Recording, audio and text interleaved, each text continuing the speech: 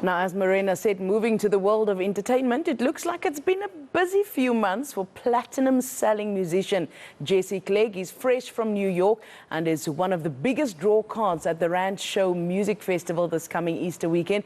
Jesse Clegg joins us now in the studio to tell us more about what's been happening in his life and his plans for the year ahead. Jesse, good morning to you. Thank you for joining us today. Good morning. It's great to be back. Thank you for having me. Jesse, I must say, I saw your tour bus earlier in the week here in Johannesburg, and I almost leaned out of the window and started screaming. What, you just saw me driving around? You were just chilling with your crew, driving around. Amazing. What does it mean to you to be back in South Africa? You're now going on the coast-to-coast tour, to be able to interact with your South African fans. Yeah, I've been away for almost a month, and so it's nice to be back, to be able to play to my audience and to share in the music again. And I've been writing new music while I've been away, so I've got a lot of new ideas and new songs to share. So it's wonderful to be able to come home and feel the love and the connection with the place that I have a long history with and the fan base that I've built up here. So I feel very grateful. Now, you mentioned as well you've been in New York, some new music coming. Can you give us the inside scoop as to some of the music you've been cooking? Yeah, so I've been working on my new album mostly in Los Angeles, and I've spent a few weeks in New York this time, working with some new producers, going to studio. I've got some collaborations that I'm really excited about with some artists that are US based, and I really wanted to just finish some songs and also start some new songs with some new people. So it's been a really wonderful and like roller coaster trip. And it's nice. I can just kind of zone in and just create and be in that space without having to worry about anything else. And then I bring it back home and I share it with everyone. Now, you said some people. Who are those people that you're planning to collaborate with?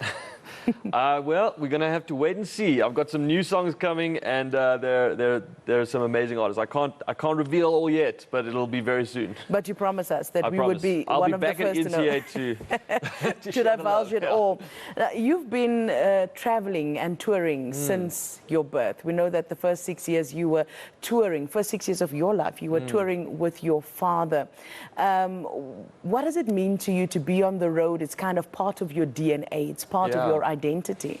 Absolutely. I mean, having grown up in it, I really have a sense of the the beauty of being able to share music and connect with audiences in different cities and different towns, different parts of the world.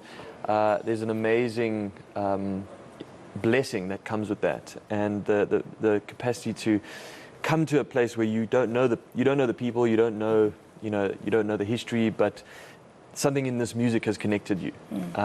That is a very special experience. It's also, I've also seen how much discipline it takes and how much hard work it is. And I think that you really have to love music. You have to love what you do. You have to feel that this is bigger than you. Yeah. And so I think it's a combination of just enjoying the passion of it, but also, hard work.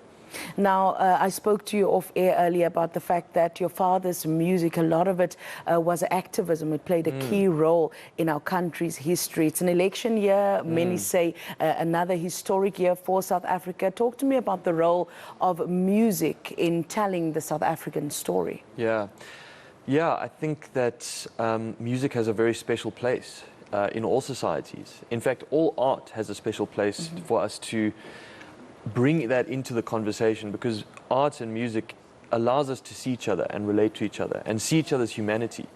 And I think in politics, especially now, there's a huge emphasis on the things that make us feel different, make us feel like we don't relate, make us feel like there's things that are separating us. And music, sports, these things that are celebrations of what makes us human, are important in the conversation, and they allow us to feel connected. Yeah. And I think as a musician, I feel that responsibility, and I feel proud to be able to celebrate connectedness. Yeah. And so I hope that as South Africans we can hold on to that moving through this year.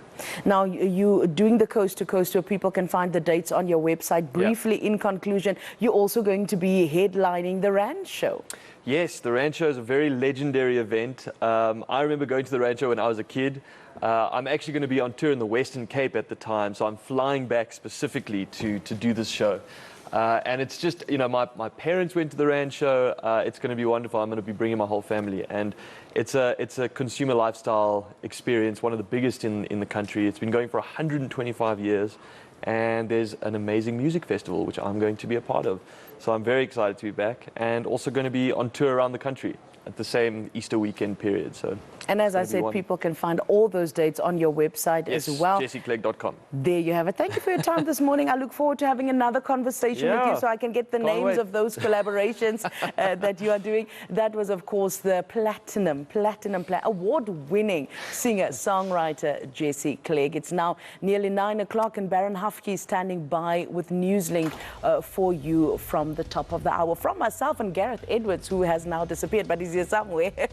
Thank you very much for watching the South African Morning.